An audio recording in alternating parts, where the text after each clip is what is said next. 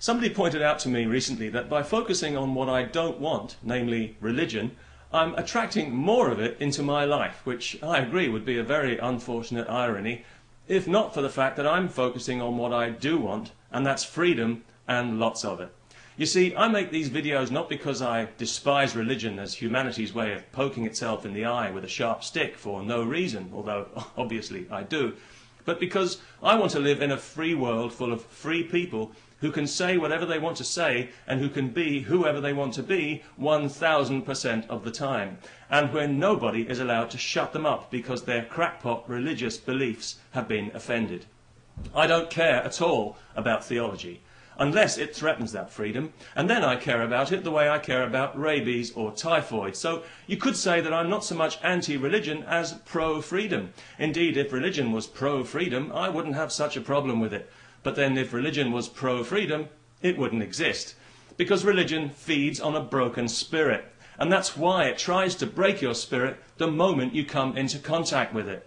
Submit, obey, do not question. Those words should be chiseled above the entrance of every church and every mosque, because that's the only message religion has when it comes right down to it. Praise the Lord or else. The Pope spelled it out for American Catholics when he told them obedience to the doctrine of the Church is the foundation of your faith. That's what he said. There was no mention of enlightenment or spirituality or any of these things because he's not in that business. He's in the obedience business, the only business where the customer is always wrong. Clergy are the only salesmen who don't have to justify or prove any of the outrageous claims they make for the product they're hustling, and this leaves them free to engage in the kind of open fraud which in any other walk of life would be a criminal offence. For the level of investment they demand from us, I believe we're entitled to expect actual enlightenment and wisdom in return. Instead, what do we get? We get dogma, crude coercion, and endless empty pieties about the love of a God who clearly loves us the way a violent husband loves the woman sitting next to him with two black eyes. If we step out of line, we pay in the most brutal way. And it's this crass violence at the heart of religion which I believe makes it truly evil, and also furnishes proof, as if proof were needed, that this is an entirely man-made phenomenon with nothing divine about it. Otherwise it wouldn't be so damn ugly. The God of the desert is transparently a false God. He's a puppet who speaks with the voice of ignorant men who are afraid of knowledge and afraid of freedom, and who therefore need desperately to control the thoughts of others for their own miserable survival.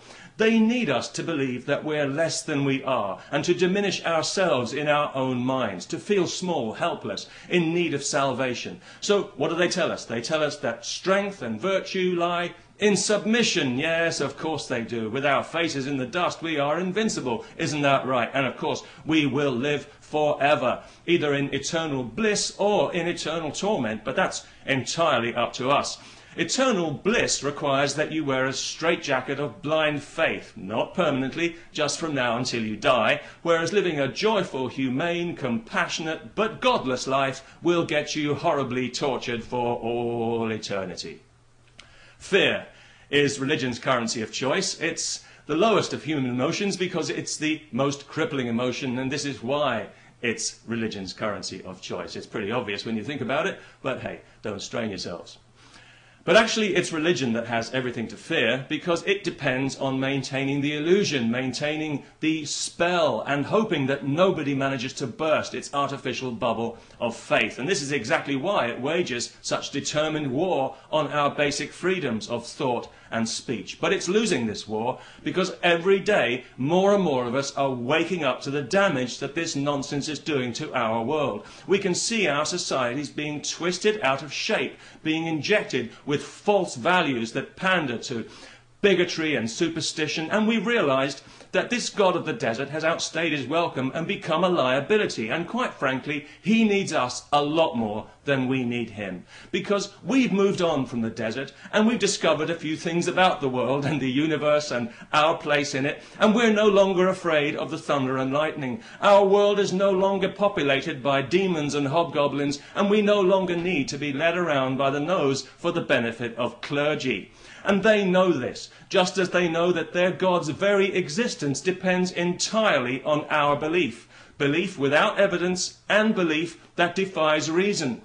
And when that belief disappears, as one day it certainly will, this ridiculous God will disappear with it, instantly and forever. He won't be able to vent his wrath or visit retribution on anyone, because he won't exist. He'll evaporate quicker than common sense in a creation museum, and his vast army of controlling, parasitical clergy will find themselves briefly, cartoon-like in mid-air, before dropping like fleas into a bucket. That's what I'm looking forward to, and that's what I'm focused on, and it's why I make these videos, because I think we're better than this, and I know we've got the power to withdraw our belief and our consent and put a stop to this nonsense. All we need is the courage. Peace and freedom. Let's not forget the freedom.